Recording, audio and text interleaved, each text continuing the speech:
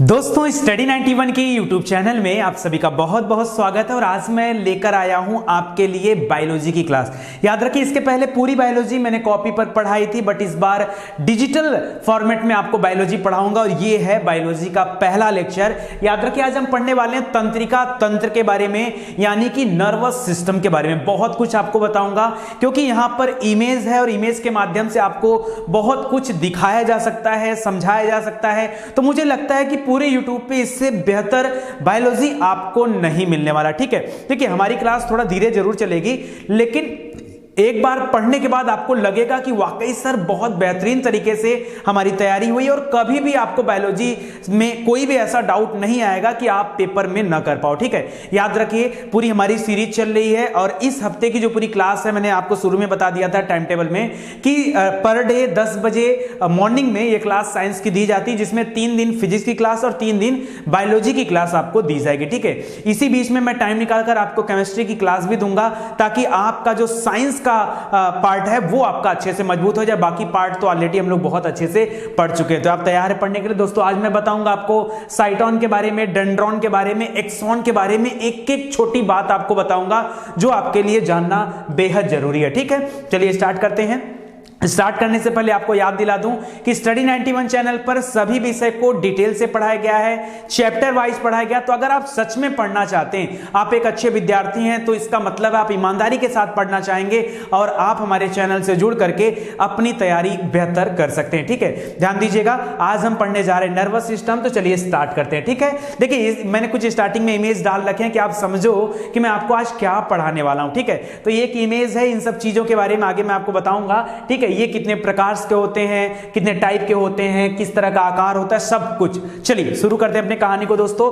तंत्रिका तंत्र यानी नर्वस सिस्टम। नर्वस सिस्टम का नाम आप सभी ने सुना होगा, नर्वस सिस्टम। हिंदी में उसी को तंत्रिका तंत्र कहा जाता है। अब तंत्रिका तंत्र होता क्या है, कैसे समझा जाए? ठीक है, तो यहां देखिए दे रहा है एक ऐसा तंत्र। तंत्र माने क्या होता है भाई? तंत्र माने होता है सिस्टम। एक ऐसा तंत्र यानी कि एक ऐसा सिस्टम जो सोचने, समझने, स्मृति रखने, जैसे आप कुछ सोचते हो, ठीक है, सोचने समझते हो, आपको पढ़ाया जा रहा ना, तो आप कुछ चीजों को सोच रहे होगे जो आपने पिछली क्लास में पढ़ा होगा, कुछ चीजों को समझ रहे होंगे, और स्मृति रखने यानी कि याद करने। फिर से देखिए, एक ऐसा तंत्र जो सोचने, समझने, स्मृति रखने के साथ साथ पूरे शरीर पर नियंत्रण रखता है, क्या कहलाता है? तंत्रिका तंत्र कहलाता है। यानी हमारे शरीर का सबसे इंपॉर्टेंट हिस्सा, सबसे जरूरी हिस्सा कौन सा है? वो है नर्वस सिस्टम। बिना नर्वस सिस्टम का शरीर बेकार हो जाती, पूरी तरह से बेकार हो जाती है, पूरी तरह से। आप देखते हो ना, किसी की याददाश्त चली जाती है तो उस समय क्या होता है, उसका नर्वस सिस्टम फेल हो जाता है पूरी तरह से, उसको कुछ पता नहीं होता है, बस वैसा हाल हो जाएगा आपका। समझ रहे हैं? यानी नर्वस सिस्टम बहुत जरूरी। क्यों?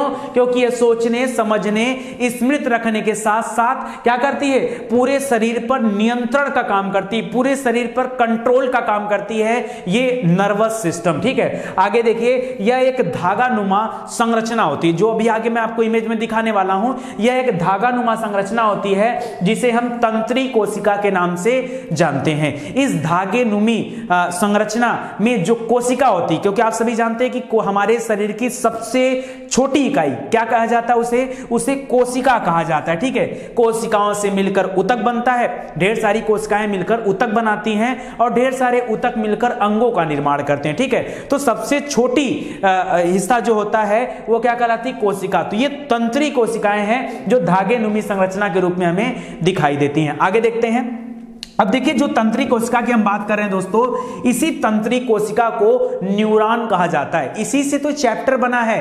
कौन सा चैप्टर बताइए? अभी हम कौन सा चैप्टर पढ़ रहे हैं? हम पढ़ रहे हैं तंत्रिका तंत्र। ठीक है, तो याद रखिए, ये जो न्यूरॉन शब्द है, यानी ये जो नर्वस सिस्टम जो हम पढ़ रहे हैं, ये नर्वस शब्द किससे बना हुआ है? ये नर्वस शब्द न्यूरॉन से निकल कर आया है। ठीक है, तो ये न्यूरॉन हो गया। ठीक है, न्यूरॉन यानी कि हमारे शरीर की कोशिका।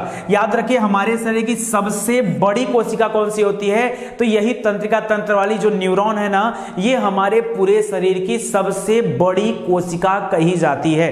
ठीक है, अब यहां से 1 नंबर का प्रश्न आपकी परीक्षा में तैयार हो जाता है। देखिए मैं क्या करूंगा ना, पूरी बायोलॉजी पढ़ाने के दौरान आपको यह बताता चलूंगा कि प्रश्न कैसे पूछता है और क्या पूछता है। ठीक है, तो आपसे पहला प्रश्न यहां पर पूछ सकता है कि हमारे शरीर की सबसे बड़ी कोशिका होती है। ऑप्शन में 3-4 नाम दे दिया और वहां आपको चूज करना पड़ेगा न्यूरॉन का नाम। क्या न्यूरॉन सिस्टम नहीं देगा, नर्वस सिस्टम नहीं देगा, न्यूरॉन सिस्टम नहीं देगा, न्यूरॉन जो होता है दोस्तों वो शरीर की सबसे बड़ी कोशिका होती है। कारण न्यूरॉन कोशिका कभी भी विभाजित नहीं होती, जबकि बाकी कोशिकाएं विभाजित होती हैं। बाकी कोशिकाओं में विभाजन होता है लेकिन न्यूरॉन कोशिकाएं ऐसी होती हैं जो विभाजित नहीं होती। दूसरा सबसे कठिन क्वेश्चन आपकी परीक्षा में पूछा, कौन सी ऐसी कोशिकाएं हैं जिनका विभाजन नहीं होता? ऑप्शन में न्यूरॉन देगा। याद रखिएगा न्यूरॉन का विभाजन नहीं होता है, ध्यान रखिएगा। कह रहा है क्योंकि हमारे शरीर में यह कोशिका सभी प्रकार की गतिविधियों के लिए जिम्मेदार होता है। वो तो हम शुरू में पढ़ चुके हैं ना, सोचने, समझने, याद रखने और पूरे शरीर पर नियंत्रण रखने की जिम्मेदारी किसकी होती है? इसी नर्वस सिस्टम की। तो अगर इसका विभाजन हो जाएगा तो जिंदगी का विभाजन हो जाएगा। ठीक है, आगे दे रहा है इंग्लिश में इसे कहा जाता है फंक्शनल कोऑर्डिनेशन यूनिट। क्या कहा जाता है? Functional coordination unit. हिंदी में इसी को कार्यात्मक समन्वय की इकाई कहा जाता है। ठीक है, कार्यात्मक समन्वय की इकाई का नाम इसे दिया जाता है। ठीक है, चलिए अब इमेज पर आते हैं कि आप लोगों के मन में आया कि सर इसका चित्र कैसा दिखता है। ठीक है, अगर इसका चित्र देखा जाए तो कैसा होता है, तो थोड़ा सा जूम करके दिखाता हूं। देखिए कुछ इस तरीके से इसका चित्र होता है। अब देखिए ये पूरा जो न्यूरॉन है ना, ये एक न्यूरॉन का इमेज मैं आपको दिखा रहा हूं। इस तरह से लाखों करोड़ों की संख्या में न्यूरॉन हमारे शरीर में पाए जाते हैं। अब एक न्यूरॉन 3 हिस्सों में बटा होता है। फिर से क्वेश्चन बन गया। ठीक है, न्यूरॉन कितने हिस्सों में विभाजित होता है? क्या बताएंगे?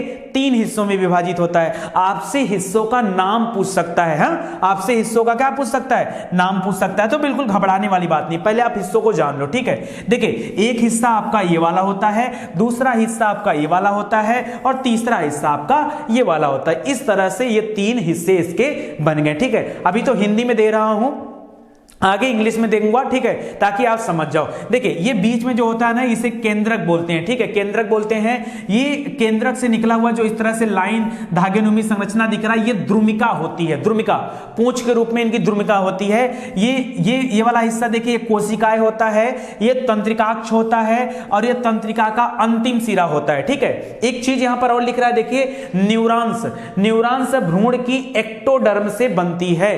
तो एक प्रश्न और तैयार हो गया कि न्यूरॉन कैसे बनता है? तो क्या बताएंगे?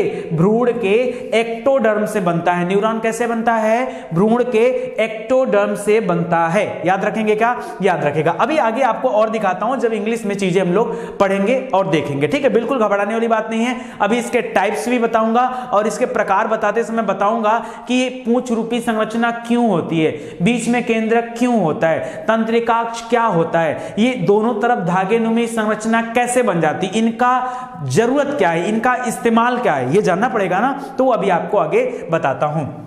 पहले लगे आप थोड़ी सी बातें जान लो, क्योंकि अगर मैं डायरेक्ट बताऊंगा कि भाई देखो ये साइटोन है, डेंड्रॉन है, तो आप कहोगे सर साइटोन डेंड्रॉन ये क्या होता है? तो पहले जरूरी है कि साइटोन और डेंड्रॉन के बारे में हम लोग जान लें, उसके बाद इमेज में बताऊंगा तो आप समझ पाओगे। देखिए दे रहा है, कह रहा है सभी प्राणियों का तंत्रिका तंत्र अति विशिष्ट प्रकार की कोशिकाओं से बना होता है, जिसे तंत्रिका कोशिका कहा जाता है। एक बात बताओ दोस्तों, जिस तरह की तंत्रिका कोशिकाओं की बात हम लोग कर रहे हैं, क्या इस तरह की तंत्रिका कोशिकाएं अन्य पशु पक्षियों जानवरों में पाई जाती हैं क्या? हाँ, उनके अंदर भी पाई जाती हैं। अभी देखो ना, हर गाय अपने बछड़े को पहचान लेती है। ठीक है, कुत्ता अपने मालिक को पहचान लेता है। इसका मतलब उसमें भी सोचने समझने और स्मृति रखने की क्षमता है, उसके अंदर भी नर्वस सिस्टम अवेलेबल है। यानी दुनिया में जितने भी सजीव चीजें हैं उन सभी में नर्वस सिस्टम पाया जाता है। ठीक है, याद रखिएगा। कह रहा ये सभी प्रकार के उद्दीपनों को पहचान कर ग्रहण करती है तथा इनका संचर नहीं संचार क्या होता है? संचार मतलब एक स्थान से दूसरे स्थान पर पहुंचाना। किसको? संदेशों को। कैसा संदेश? जैसे मैंने अपने हाथ में यहां चिकोटी काटा, ठीक है, यहां पे चिकोटी काटा तो तुरंत मेरे दिमाग को ये बात महसूस हुआ कि कुछ हो रहा है यहां पे। ठीक है, कुछ हो रहा है। या कभी भी आपको चोट लग जाती है तो ऐसे में आपको पता कैसे चलता है? अगर नर्वस सिस्टम ना होता तो शायद आपके इस दिमाग को मालूम ना पड़ता। क्यों? चोट पैर में लगी, दिमाग यहां पर है और इतने कम समय में ये ट्रांसमिशन कैसे हो पा रहा है? भैया उत्तर क्या है? उत्तर है नर्वस सिस्टम, उत्तर है तंत्रिका तंत्र। तंत्रिका तंत्र के माध्यम से ही यह सूचना पूरे शरीर में तुरंत पहुंच जाती है। तुरंत मतलब तुरंत पहुंच जाती है, ठीक है। आगे देखिए, तंत्रिका कोशिका भ्रूण की एक्टोडर्म से बनती। मोस्ट इंपॉर्टेंट लाइन है, ठीक है, स्टार लगा दे रहा हूं, इसको याद रखेगा, इसीलिए आपको बताते चल रहा हूं। जैसे क्या होता है ना, चैप्टर पढ़ते समय आपको नहीं समझ में आता, मैं आपके से क्वेश्चन पूछ दे रहा हूं, आपसे पूछेगा कि तंत्रिका कोशिकाओं का निर्माण कैसे होता है, ऑप्शन में देगा एक्टोडर्म, ठीक है, और भी ऑप्शन देगा, उसमें से एक्टोडर्म आपको चूज करना है, ऐसे करके क्वेश्चन देगा। करा तंत्रिका कोशिका शरीर की सबसे बड़ी या सबसे लंबी कोशिकाएं होती हैं, ये आप जानते हो। तंत्रिका कोशिका 3 भागों से मिलकर बनी होती है, मतलब एक तंत्रिका कोशिका का अगर इमेज देखें तो 3 भागों से मिलकर बनी होती हैं, जिनमें पहला होता है साइटोन, ठीक है, देखिए इंग्लिश में याद रखिए CYTON साइटोन, दूसरा है डेंड्रॉन, तीसरा है एक्सॉन। एक्सॉन माने पूंछ, एक्सॉन माने पूंछ, ठीक है, ये तंत्रिका तंत्र की पूंछ होती है, ठीक है। चलिए अब आगे देखते हैं, पहले साइटोन का इस्तेमाल देख रहे थे कि भाई जरूरत क्या होती है, इसमें क्या होता है, साइटोन में क्या होता है, डेंड्रॉन में और क्या होता है एक्सॉन में। साइटोन देखिए एक तंत्रिका का मुख्य भाग होता है, तंत्रिका कोशिका का सबसे इंपॉर्टेंट हिस्सा कौन सा होता है, साइटोन। क्यों? इसी में केंद्रक होता है, जिसको न्यूक्लियस बोला जाता है, केंद्रक, ठीक है, वो इसी में होता है। आगे कह रहा है इसमें एक केंद्रक तथा कोशिका द्रव्य पाया जाता है। देखिए केंद्रक कभी ओपन नहीं रहता है, केंद्रक कोशिका द्रव्य से घिरा रहता है।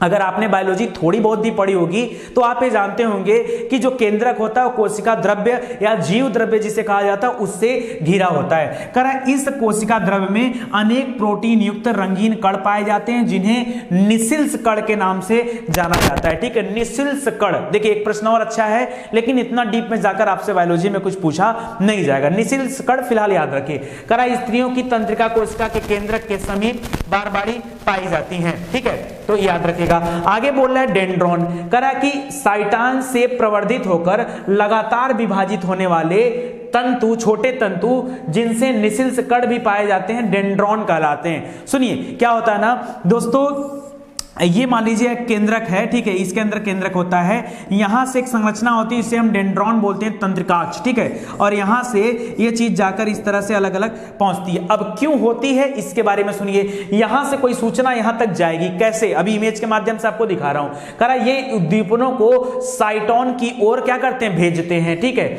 आगे बोल रहा है एक्सॉन, ध्यान से समझ लीजिए, इसके जस्ट बाद इमेज है, फिर समझा रहा हूं आपको। एक्सॉन करा साइटोन से एक बहुत पतला लंबा तंत्रिका तंतु निकलता है जिसे एक्सॉन कहते हैं। क्या कहते हैं, एक्सॉन कहते हैं, ठीक है। करा कि एक्सॉन का अंतिम सिरा शाखित तथा प्रत्येक शाखित भाग के अंतिम छोर पर एक लड़ी नुमा संरचना पाई जाती है, जिसे सिनेप्टिक नोब कहते हैं। क्या कहते हैं, सिनेप्टिक नोब। अभी दिखाता हूं इमेज में आपको, ठीक है।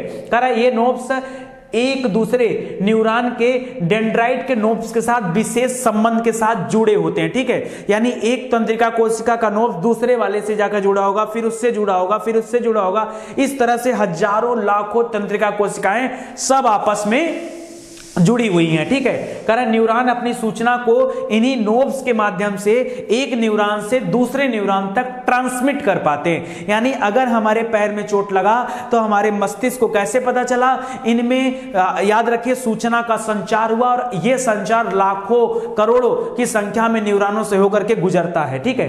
कारण केंद्रीय तंत्र के बाहर पाई जाने वाली तंत्रिका कोशिका छोटे छोटे समूहों में पाई जाती है, जिन्हें गुच्छक का नाम दिया जाता है, ठीक है। आगे देखिए दे रहा है, करा तंत्रिका कोशिकाएं रचना एवं कार्यकी में शरीर की सबसे जटिल कोशिकाएं मानी जाती हैं। संख्या इतनी ज्यादा होती है ना, बल्क में होती हैं, ठीक है। अब चलिए आ जाते हैं सीधे इमेज के ऊपर, ठीक है।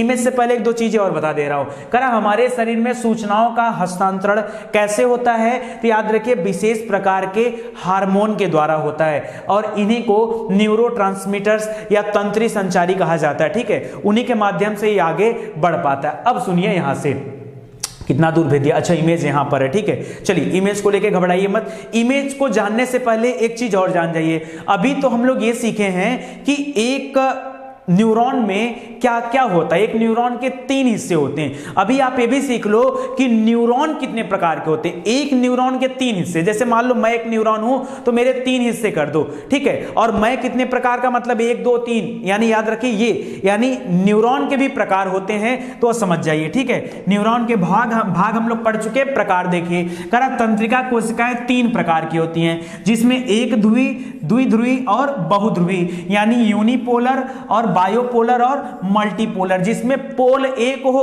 उसे यूनिपोलर, जिसमें पोल 2 हो उसे डुअल पोलर बोलते हैं, ठीक है, या बायोपोलर बोलते हैं, और जिसमें बहुत सारे हो उसे मल्टीपोलर बोलते हैं। काम क्या है कर रहा है, इसमें साइटान से एक प्रवर्ध निकलकर शीघ्र 2 प्रवर्धों के, एक डेंड्रॉन और एक एक्सॉन में बट जाता है। इसे एक ध्रुवीय तंत्रिका कोशिका कहते हैं। दूसरा कह रहा है इसमें साइटोन एक तरफ से डेंड्रॉन तथा दूसरी तरफ से एक नेक्सॉन के बराबर होता है। इसमें कह रहा है इसमें एक नेक्सॉन और कई डेंड्रॉन होते हैं। आपको तो समझ में आया नहीं, बिना इमेज के समझोगे कैसे। देखो ये इमेज है, अभी लग रहा है इमेज आपको दिख नहीं रहा है क्योंकि इमेज का कलर एक्चुअली में है येलो, ठीक है, और शायद आप ना देख पा रहे हो, कोई दिक्कत नहीं, मैं आपको बता दे रहा हूं। सुनिए, देखिए ये कुछ इस तरह से है, ये मैं बना दे रहा हूं यहां पे इमेज ताकि आप परेशान ना हो, ठीक है। ये कुछ इस तरह से है दोस्तों, देखिए ये इस तरह से, ठीक है, ऐसे है, ठीक है, ऐसे करके।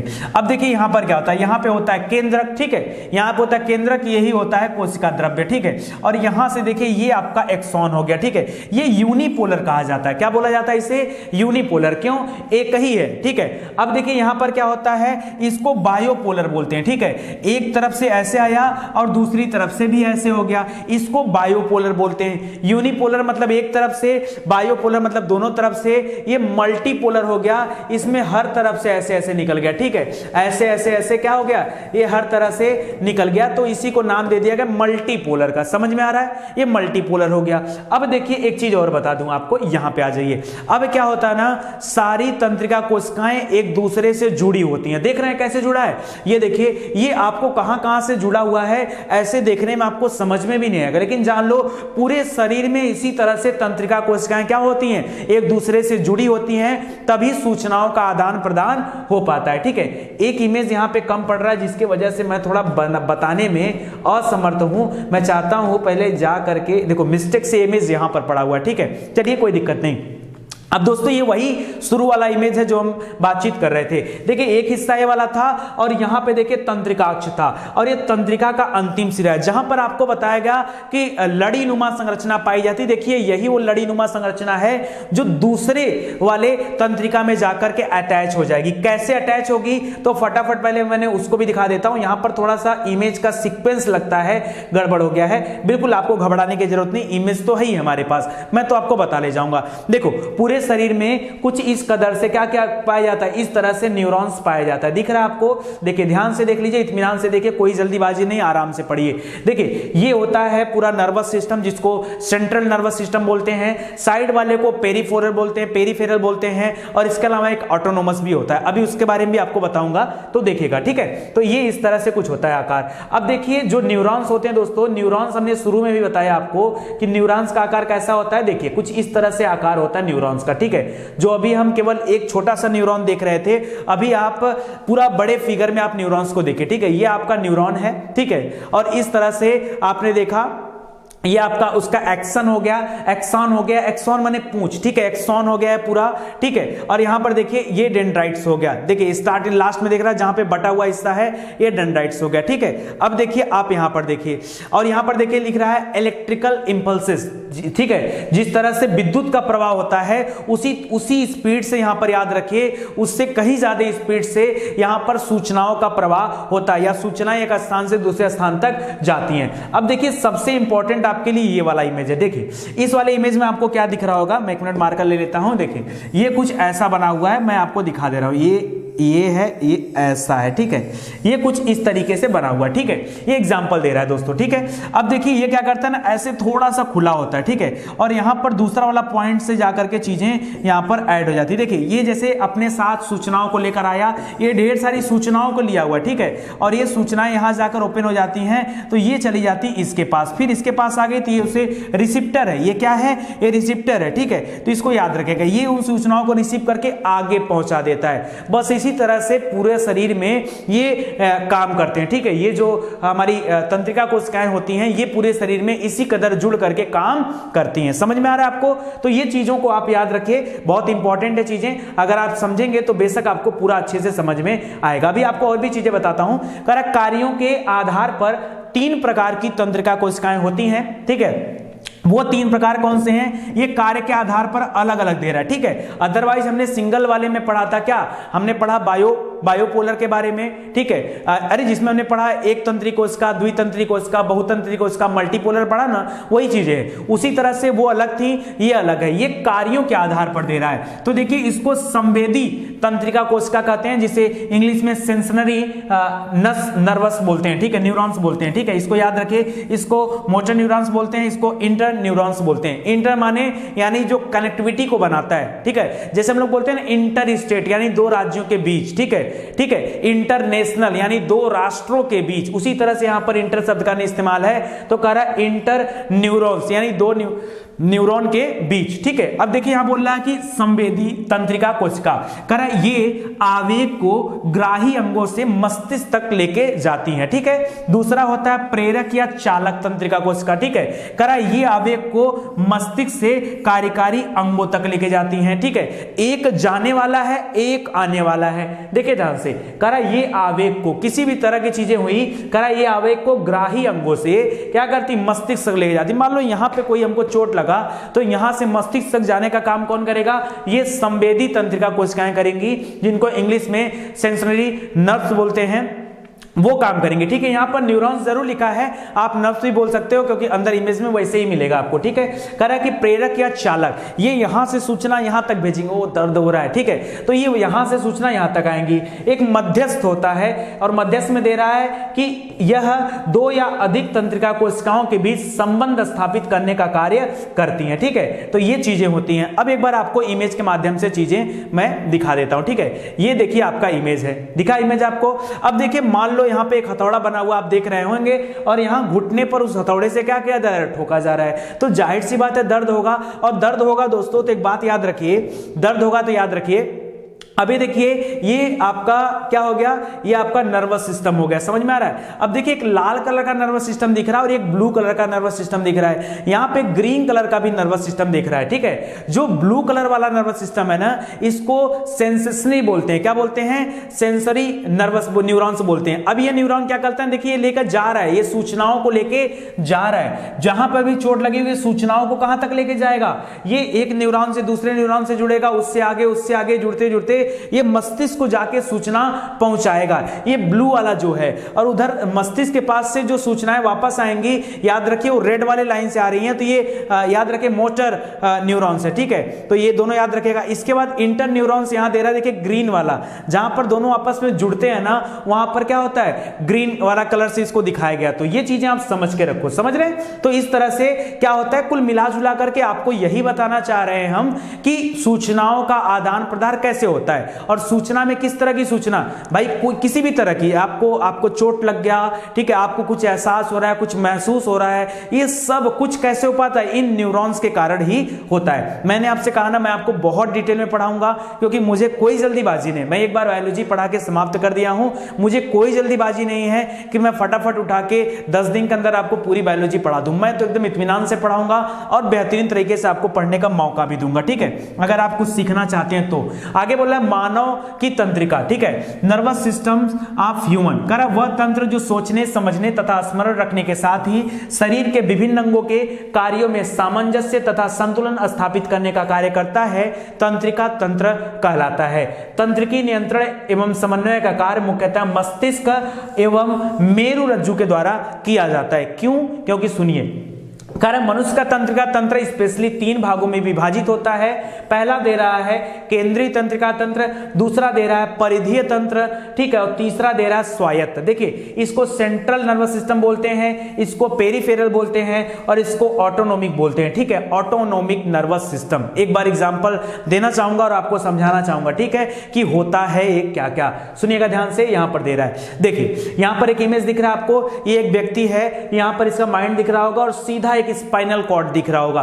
ध्यान दीजिए, जब सिर्फ ब्रेन और स्पाइनल कॉर्ड की बात की जाए, मैं क्या कर रहा हूं सुनिए, जब क्वेश्चन बनता है, यहां से बता रहा हूं कैसे क्वेश्चन पूछे जाते हैं आपसे परीक्षा में, पूछता है सेंट्रल नर्वस सिस्टम में शामिल है, ठीक है, तो याद रखिए सिर्फ दो चीजें शामिल होती हैं, एक ब्रेन, दूसरा स्पाइनल कॉर्ड, इसके अलावा सेंट्रल नर्वस सिस्टम में कुछ भी नहीं शामिल होता है, ठीक है। जबकि अगर मैं बात करूं पेरिफेरल में, तो यहां पर याद रखिए इन दोनों को हटा करके, ब्रेन और स्पाइनल कॉर्ड को हटा करके पूरे शरीर की जितनी भी नर्व्स होती है ना, उनको काउंट किया जाता है यहां पर, ठीक है। इनको पेरिफेरल बोला जाता है, ठीक है। क्या बोलते हैं इनको, देखिए पेरिफेरल नर्वस सिस्टम, यानी हमारे पूरे शरीर में जो तंत्रिका तंत्र फैला है ये क्या है, ये पेरिफेरल है। लेकिन जो ब्रेन है और स्पाइनल कॉर्ड है ये हमारा सेंट्रल नर्वस सिस्टम है, ठीक है। आपको चोट कभी अगर सेंट्रल नर्वस सिस्टम पर आ गई ना, जैसे ब्रेन में, जैसे स्पाइनल कॉर्ड में, फिर जान लो सब कुछ फेल हो जाता है। क्यों? क्योंकि ये सबसे इंपॉर्टेंट होता है, ठीक है। आगे बढ़ते हैं। अब देखिए तीनों को मिला करके अगर मैं एक साथ आपको दिखाना चाहूं, क्या क्या मैं आपको दिखाना चाह रहा हूं, central nervous system, peripheral nervous system और ऑटोनॉमिक नर्वस सिस्टम, ठीक है, नर्वस सिस्टम। ध्यान दीजिएगा जो बता रहा हूं, बहुत ध्यान से सुनिएगा, ठीक है। देखिए अगर मैं सेंट्रल नर्वस सिस्टम की बात कर दूं तो ये आपको ब्रेन दिख रहा होगा और ब्रेन से सीधा ये आपको स्पाइनल कॉर्ड दिख रहा होगा। तो कह रहे हैं ब्रेन और स्पाइनल कॉर्ड, इन दोनों को मिला दीजिए तो आपका क्या बन जाता है, सेंट्रल नर्वस सिस्टम बन जाता है, ठीक है। अगर मैं पेरिफेरल की बात करूं दोस्तों, तो ये हर तरह के नर्व्स, ठीक है, हर तरह के नर्व्स जो हमारे स्पाइनल नर्व्स होते हैं, पूरे बॉडी में जो फैले होते हैं, उनको पेरिफेरल नर्वस सिस्टम बोलते हैं। क्या बोलते हैं, पेरिफेरल बोलते हैं। और देखिए यहां पर दे रहा ऑटोनॉमिक नर्वस सिस्टम, ठीक है। तो ऑटोनॉमिक वाले को दोस्तों देखिए येलो कलर से दिखाया गया, अलग है, ध्यान से देखिएगा, अलग इनका कलर दिया गया, येलो कलर से दिखाया गया है। ये यहां पर दिख रहे होंगे, ठीक है। ये यहां पर देखिए, ये यहां से आ रहे हैं, एकदम ये बीच वाला मत देखिए, ये वाला तो एक मिनट में हटा देता हूं पहले। ये जो दिख रहा है ध्यान से देखिए, मैं थोड़ा जूम करूं इसको पहले, तब आपको समझ में आएगा, ठीक है। ये देखिए, ये आपको दिख रहा होगा दोस्तों, ये ब्रेन से एक पतली लाइन आ रही है जो ब्लैक कलर की है, दिख रही है आपको, बस यही है ऑटोनॉमिक। ये क्या है, याद रखिए, ये ऑटोनॉमिक नर्वस सिस्टम है, ठीक है। तो इस तरह से चीजों को आप याद रखिए। अभी भी हमारे पास पढ़ने के लिए बहुत कुछ है, एक बार मैं बताना चाहूंगा। देखिए आगे की क्लास थोड़ी लंबी है, ठीक है, मैंने बना के रेडी रख दिया हूं, बट आज पहली क्लास है, तो पहले आप सभी ये बता दो कि आज की क्लास पढ़ने के बाद आपको लग कैसा रहा है, क्योंकि आगे से मैं यही कोशिश करूंगा कि क्लास चाहे बड़ी हो चाहे छोटी, लेकिन बायोलॉजी की हमारी एक क्लास ऐसी होगी ना, जैसे अगर हमने आंख के बारे में डिस्कस करना शुरू किया तो यार एक वीडियो आंख के ऊपर, फिर दूसरा वीडियो नहीं होना चाहिए, है कि नहीं। एक वीडियो में आंख के बारे में जितना कुछ है कंप्लीट। अगर मैंने टीथ पढ़ाना शुरू किया तो टीथ में जितनी भी बातें हैं बस एक वीडियो, दूसरा वीडियो उसका नहीं, ठीक है। तो उसमें क्या होगा, कभी कभी टॉपिक छोटा होगा और कभी कभी टॉपिक बहुत बड़े होंगे। आज पहला लेक्चर है, इस वजह से मैं आपसे पूछ रहा हूं क्या आप इस चीज के लिए राजी हो, क्योंकि उस समय में जब मैं इस तरीके से पढ़ाऊंगा कि एक टॉपिक कवर करना, तो हो सकता है कोई कोई क्लास 1 घंटे की चली जाए, ठीक है, 1 घंटे की। क्योंकि मान लीजिए अगर मैं कंकाल तंत्र पढ़ा रहा हूं तो एक वीडियो में पूरा कंकाल तंत्र पढ़ा दूंगा, ठीक है, चाहे उसमें खोपड़ी हो, चाहे उसमें मेर रज्जु हो, चाहे फिर उसमें हाथ पांव की अलग अलग हड्डियां हो, एक ही वीडियो बनेगा। अब एक वीडियो बनेगा तो जाहिर सी बात है वीडियो लंबा होगा, लंबा, काफी ज्यादा लंबा होगा, ठीक है। तो 1 घंटे या 1 घंटे से ऊपर की क्लास जा सकती है। तो अगर आप इस चीज के लिए राजी हो तो एक बार कमेंट करके जरूर बताइएगा। आज की क्लास फिलहाल यही समाप्त होती है, लेकिन कुछ चीजें मैं दिखाना चाहता हूं आपके लिए। जैसे यहां पर देखिए बाकायदा आपको बना के रखा गया, ब्रेन हो गया, मेरुदंड हो गया, इनके बारे में आपको पढ़ाया जाएगा, ठीक है। ब्रेन में कौन कौन सी चीजें होती हैं, कौन कौन सी झिल्ली होती है, ब्रेन की संरचना कैसी होती है, अग्र मस्तिष्क, मध्य मस्तिष्क, पश्च मस्तिष्क, ठीक है, हर मस्तिष्क का कार्य क्या होता है। यहां से तो खूब क्वेश्चन आता है, जैसे सेरिब्रम हो गया, थैलेमस हो गया, सेरिबेलम हो गया, हाइपोथैलेमस हो गया, ठीक है। इसी तरह से बहुत सारी चीजें आपके लिए बना के रखा गया है, तो आप पढ़ोगे। उसके बाद क्वेश्चन आंसर भी इससे संबंधित रखा गया है, इससे संबंधित रोग के बारे में बताया गया है कि कितने तरह के रोग होते हैं पूरे शरीर में, बहुत कुछ यहां पर समझाया गया है। तो अगले लेक्चर में दोस्तों अगर आप राजी रहेंगे तो ये पूरा का पूरा टॉपिक मैं एंड कर दूंगा। देन उसके बाद हम कंटिन्यू जो करेंगे क्लास, उसमें हम बहुत डिटेल से आपको एक वीडियो में एक पूरा लेक्चर कवर करेंगे, पूरा एक टॉपिक भी हम आपका कवर कर देंगे, ठीक है। तो उम्मीद करता हूं आपको अच्छा लगा होगा। अच्छा लगा होगा तो शेयर करिएगा, लाइक करिएगा, कमेंट करिएगा, क्योंकि तभी मुझे पता चलेगा कि सच में आप पढ़ने के इच्छुक हो। क्या है ना, हम लोग इतनी मेहनत कर रहे हैं, किसके लिए कर रहे हैं, आपके लिए कर रहे हैं ना, आप अच्छे ढंग से पढ़ सको, आपकी तैयारी अच्छी हो सके। अगर हम चाहें तो इस क्लास को बाकायदा सेल कर सकते हैं, बढ़िया से बेच सकते हैं, ठीक है, और खरीदने वालों की कोई कमी नहीं है। लेकिन उसके बावजूद भी हम ये सोचते हैं कि ज्यादातर बच्चे जो ऐसे हैं जो नहीं पढ़ पा रहे हैं पैसे के अभाव में, फिर उनका क्या होगा, उनका भी तो कोई होना चाहिए। तो केवल उन बच्चों को ध्यान में रख करके इन क्लास को सेल नहीं किया जा रहा है। बाकी इसकी क्वालिटी पे आप शक मत करिए, आराम से आप तैयारी करिए, बहुत डिटेल में आपको चीजें दी जाएंगी, पूरा पढ़ने का मौका दिया जाएगा। आप सभी का धन्यवाद। कमेंट जरूर करिएगा, पहला लेक्चर है, आप बताइएगा जरूर से आपको कैसा लगा। बाकी 3 फिजिक्स के लेक्चर जा चुके हैं, एक बार आप पढ़िए।